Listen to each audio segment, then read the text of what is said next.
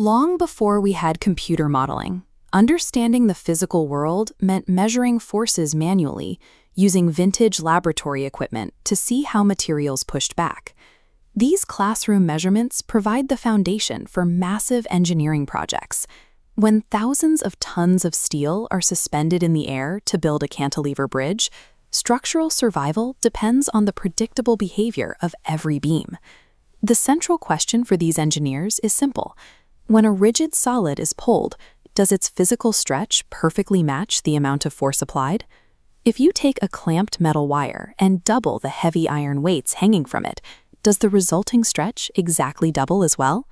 For most common structural materials, the answer is yes. They exhibit a highly predictable, perfectly straight-line relationship between force and deformation. To build safe, towering structures, architects must translate this physical stretching action into a reliable mathematical rule. When an external force pulls on a material, the object doesn't just change shape, it reacts. The internal structure of the solid pushes back against the deformation. This internal reaction is called stress. Specifically, stress is the internal restoring force measured over a single unit of area inside the body.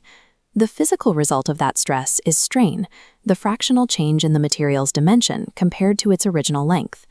Tracked together, we see that they rise at exactly the same rate. This graph plots stress against strain. Because they increase in lockstep, they create a perfectly straight diagonal line, which physicists describe as being proportional.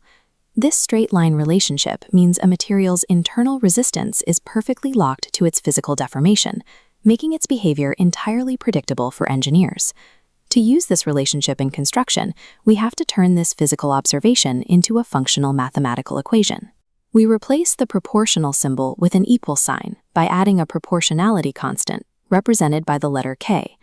This constant is known as the modulus of elasticity.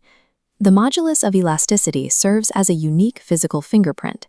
It describes exactly how stiff a material is. Steel, for instance, has a much higher constant than wood. By identifying a material's specific modulus, an architect knows exactly how a support beam will behave long before it is manufactured or installed. Despite its reliability, this equation has specific physical limits. It is a model of behavior rather than a universal constant. Pull a material past its yield point, and the solid begins to permanently deform before it essentially snaps apart. The graph shows where this failure occurs. Hooke's law requires a straight line, but extreme stress causes the material to curve off that linear path. This is an empirical law, a rule derived from observation that only functions within a narrow window of small deformations. Some materials ignore this straight-line rule entirely. Biological elastomers, like the tissue of the human aorta, can stretch significantly without ever maintaining a proportional relationship between stress and strain.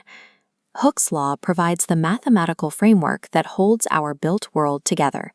It remains a reliable guide for engineering, provided we respect the physical limits of the solids we rely on.